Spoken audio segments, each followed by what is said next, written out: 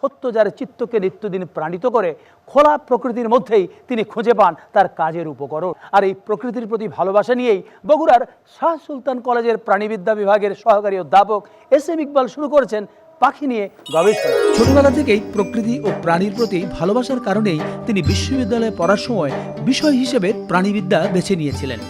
বর্তমানে অধ্যাপনার পাশাপাশি মানুষকে পাখি বিষয়ে সচেতন করা, কোন পাখির কি নাম, কি কাজে লাগে, পরিবেশের ভারসাম্য রক্ষায় এদের অবদান, পাখিদের হত্যা ও শিকার বন্ধ করা এবং বন্দি দশা থেকে মুক্ত করাই তার প্রধান উদ্দেশ্য।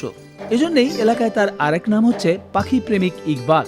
পাখি নিয়ে মানুষের অনেক ধরনের বিলাস রয়েছে। কেউ পাখি খাঁচায় বন্দি করে আনন্দ পান, কেউ পাখি দেখে আনন্দ পান, আবার অনেকেই আছেন যারা পাখিকে শিকার করে আনন্দ পান।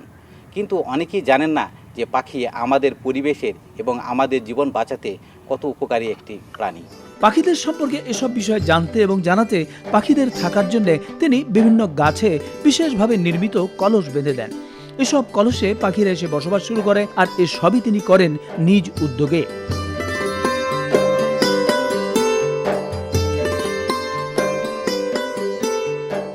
জনাব এস.এম. ইকবাল 2007 সাল থেকে এ পর্যন্ত প্রায় 30 প্রজাতির পাখির প্রজনন থেকে শুরু করে পূর্ণ জীবনযাত্রার ভিডিও করেছেন এবং ইতিমধ্যেই বেশ কয়েকটি প্রজাতির পাখির উপর প্রামাণ্যচিত্র নির্মাণ করেছেন।